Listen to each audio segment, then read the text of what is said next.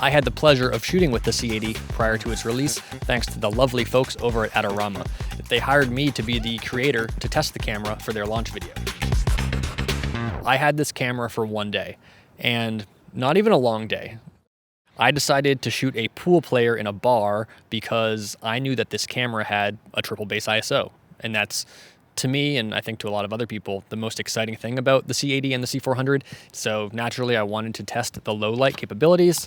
Luckily, Canon was also gracious enough to let us take this camera out on the streets for half an hour. Even though it wasn't announced, we were, not supposed to let anyone know that we had the camera, but we went out in Manhattan and shot our character, walking around, and got a feel for how the camera performs in a run and gun overcast environment, and no big surprises, nothing bad or necessarily impressive to report here. It just looks like any other Canon cinema camera paired with RF L series glass. It looks good because it is a fantastic camera. So last bit of context here, if you don't know who I am, or if you have seen a few of my videos but don't really know a whole lot about me or the type of work I do, I primarily shoot corporate. Every once in a while, a fun music video will cross my plate, but here in Boston, we have a lot of universities, tech companies, and I work a lot with one production company that deals a lot with the finance industry. So, a lot of corporate. I do a lot of corporate work. I don't shoot weddings. I don't shoot event videography. And that's a great thing about the C70 and now the C80 is that they could be great for those types of applications. I just personally don't do that type of work, so I don't feel qualified to make specific recommendations if you do that type of work. So I think this video will be more useful to people who do the type of work I do. So upgrades to the C80 from the C70. You get SDI, which is it's a nice to have. You get 6K instead of 4K. I've personally never had a client ask for 6K, but it would be nice to have. I'll take it, but it's not a requirement for me at this point in time in late 2024. So the triple base ISO is exciting, but I think a lot of people's hopes are a little bit too high, and people may wrongfully assume that you will have the same amount of noise at ISO 12,800 as you will at ISO 800. And you can see in our Adorama video that when you shoot all three base ISOs, the noise goes up incrementally, and at 12,800, it's definitely not unusable, but it crosses the threshold into the level of noise that would require noise reduction, in my opinion. Now, all of these tests were shot in RAW. So if you're trying to limit your noise, you should definitely be shooting in a recording format that has built-in noise reduction. If we had more time with the camera, I definitely would have loved to have tested XFAVC. All non-RAW, compression formats have noise reduction built in. If you compare this to a Sony camera with double base ISO or dual base ISO, whatever, those Sony cameras don't shoot RAW. So there is also noise reduction happening on those dual base ISO cameras. So it's not really a fair fight to compare the Canon RAW to other brands' dual base ISOs that have noise reduction. So if you are looking for the least amount of noise, though, you don't want to be shooting actually at a base ISO at all.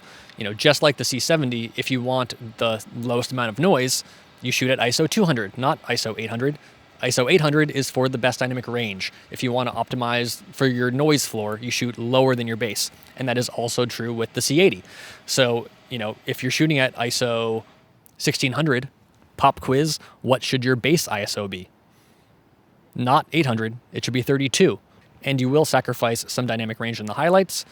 There is also a minimum ISO for each base ISO. The minimum ISO for 12,800 base is 4,000.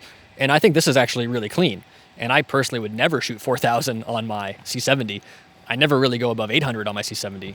I'm very rarely in situations where I have no control over the light, but if you do work that I don't do, event videography or stuff, again, I can't really speak to that because I don't really do it, so I'm not the best person to give that advice, but it seems like this would be exciting to be able to shoot really clean shadows at a really high ISO if you use the triple base ISO in this manner.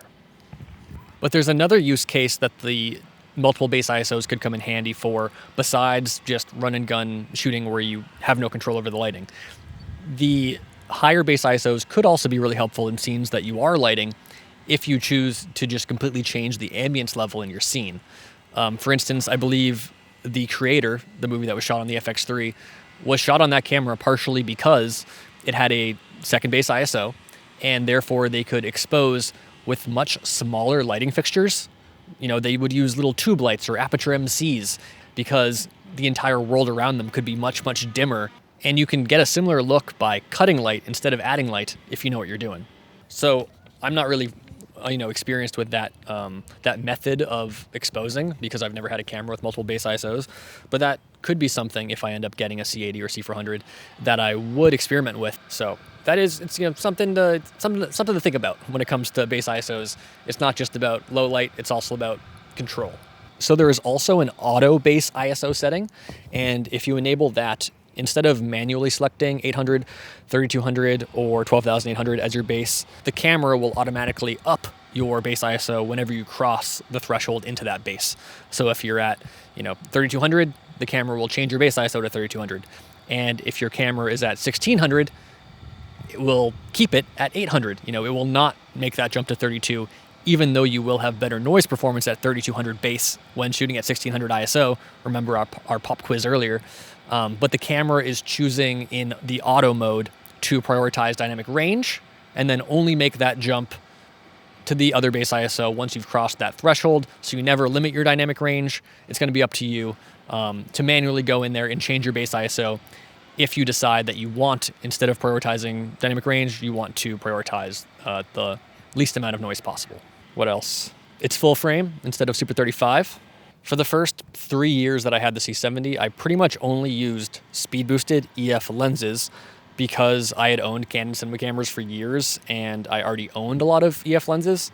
If you've watched this channel for any amount of time, you're probably aware that I'm a big fan of that focal reducer to get better low light performance, shallower depth of field, wider field of views, yada, yada, yada. I love pairing the speed booster with the C70 and EF lenses. But in early 2024, maybe it was like December of 2023, something like that, Canon announced or released the 24-105 2.8. And that lens was the first one that actually had me considering investing in L-series RF lenses because they offered something that I couldn't really get with my EF lenses. The stabilization in that lens is great. It's super sharp. The colors are super nice. I actually like the way that highlights look on that lens as well, but most notably the range is incredible. And I forgot to mention this earlier when I was discussing all the types of work I do, but occasionally I also do work on documentaries, not regularly. But with this lens purchase, specifically the 24-105, I made it because I was in the middle of working on a documentary about the early presidential primaries in New Hampshire and South Carolina because the cinematographer was unavailable, so he hired me to step in for a few days. And I shot on a 24-70 Sigma speed boosted, and the less than ideal stabilization and the less than ideal range had me pull the trigger on that 24-105 2.8. And I knew that I had a couple more weeks of shooting on that documentary, including traveling to South Carolina for this doc. So I shot a few days on the doc without that lens, and then I shot a couple weeks on the doc with that lens. And I used pretty much exclusively that 24-105 that entire time. The one exception was for wide interiors. So this is where it comes back to the C80. The C70 is Super 35, obviously. So a 24-105 becomes a like 30 or 35 to 150, maybe 35 to 150-ish lens equivalent.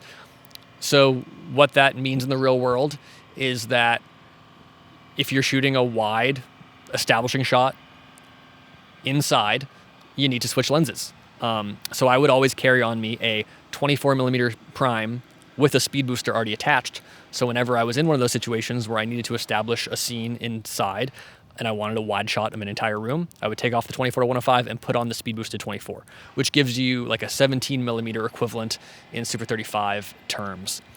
So with the C80 being full frame, it would finally allow you in these types of run and gun documentary situations to literally use one single lens, to never have to switch lenses.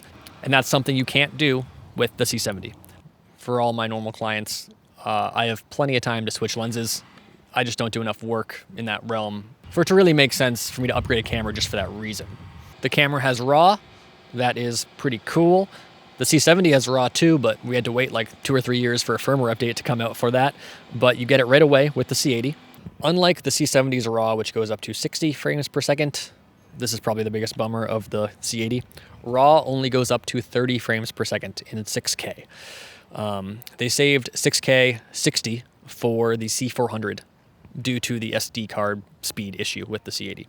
So, I like the fact that on the C70, when I'm shooting RAW, I can switch from 24 to 60. I do not have to change recording formats if I decide I want to shoot something in slow-mo. And on the C80, if you're like me and regularly rely on 60, you will need to swap out of 6K RAW and into 4K 10-bit. You could also crop into the sensor and get a 4K RAW in 60 frames per second, and you'll have to think about your lens choice differently. Yeah, the camera cannot do 6K slow-mo, but it can do RAW slow-mo. It'll just look exactly like the RAW coming out of the C70, which is Super 35. And if you want to prioritize color information and shoot everything in 12-bit, then you will have to throw a wider lens on there when you switch into the 4K crop mode, the Super 35 4K crop mode, which is a little bit of a pain, but you could do it, and you can still shoot 24 and 60 both in RAW on the C80. And this is the exact type of compromise that I can see people going either way on. I can totally see how this could be a deal breaker for some people.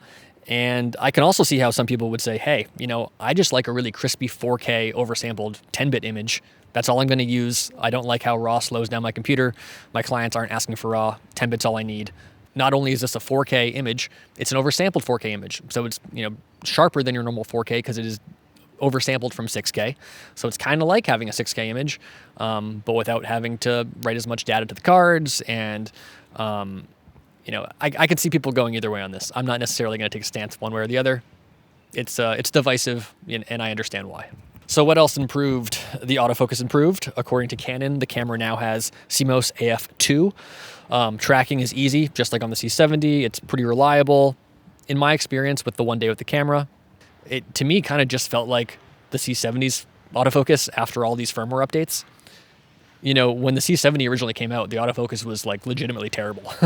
Like I almost sold my C70 after the first year because I was so frustrated trying to use it on a gimbal and it would just not lock on to anyone. But after all of the different firmware updates, the camera just kept getting incrementally better and better. And now it's at a point where I rely on it. And it just kind of felt the same when I was using the C80. However, I do trust Canon that the autofocus is better. I've heard other people say that it's better. I was not testing it side by side, C80 to C70, but it's also not just that like there's better firmware or something in the C80. It's not just improved algorithms. I believe the C80, because of its sensor and its design, is actually allowed physically to have better autofocus than the C70 because of some stuff that kind of goes over my head. I'll cut in right here a clip of someone from Canon explaining why the autofocus is allowed to be so much better on the C80 than it is on the C70. That new sensor, that back illuminated stack sensor, that's what allows us now to utilize that. Before we were stuck to that 80% of the sensor. Also, I don't want to go too deep into the nerd stuff here, but that back illuminated sensor allows us to use the full field of view of each micro lens of every diode on the sensor. And that's so that means you're increasing the sensitivity of every diode on that sensor. And that's kind of what allows us to really unlock these new levels of autofocus. But like you said, and that's not just, head and eye tracking anymore. Now it's full body tracking. It's, memorizing of people's, heads. It's the animal tracking, like you say.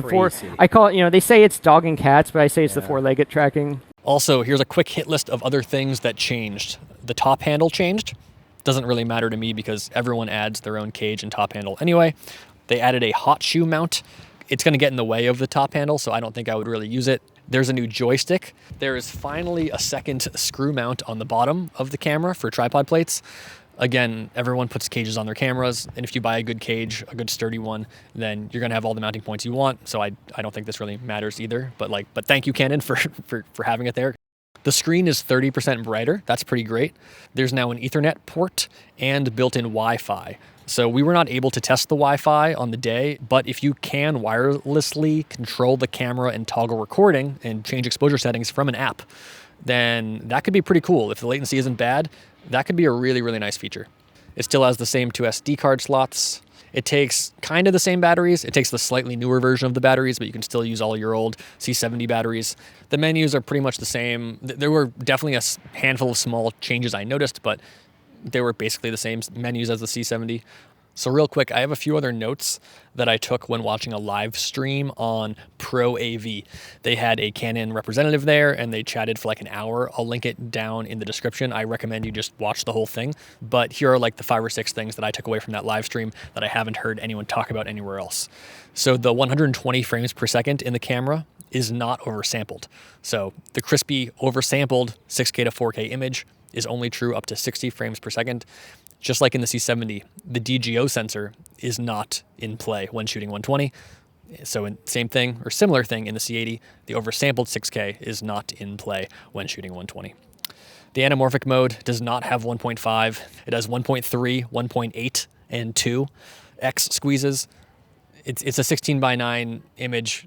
Just give us 1.5. All the best anamorphic lenses, the Blazars, the Mercuries, all the lenses, all the anamorphic lenses people want to use are 1.5. I did not use the built-in digital IS in the C80 because I don't really like it that much in the C70, so I did not turn it on in the C80. But according to this live stream, the IS is now vector-based, so it has a better idea if the camera's moving or if your subject is moving, because that's the main confusion that the C70 had, which would lead to weird tracking glitches. So that might be better in the C80, according to this live stream. The HEVC recording modes, the H.265 compression, now has the same metadata as XFAVC. This is pretty cool. This is one of those things that like really only I would talk about. Like I have entire YouTube videos about how the metadata in certain recording modes on the C70 is superior, but it's not really one of those things that like a lot of people are asking for, like SDI is. So it's fun to see that Canon put that in. It's one of those things that like just slowly improves your quality of life. And lastly, there's a new autofocus setting. Focus after tracking, I think it was called. So currently in the C70, when you tap the LCD screen, it will focus on whatever you tapped on and will continue to focus on it as it tracks it. Tapping equals focus and tracking. In the C80, there's a setting where you can make it so that when you tap the screen, it just focuses. It does not focus and track, but you can enable it to be focus and track. So how tempted am I to purchase this camera with all of that in mind? So I personally don't have any issues in my workflow with my C70 that are solved by the C80 or C400. It's kind of as simple as that. There's a bunch of stuff in here that would make my life slightly easier in certain situations, but do I have any big issues that I'm really trying to overcome with my camera that this solves? No. There's a small part of me that thinks I could buy the C80 as my A cam and then make the C70 my B cam, but I don't really need a B cam. Whenever I do multicam productions, I hire other camera operators and everyone owns a camera. You know, I have friends with C300 Mark IIIs or C200s or C70s and they all cut together just fine. If I were to purchase the C80, it would not accompany my C70, it would replace it. I would have 2 of the same type of cameras.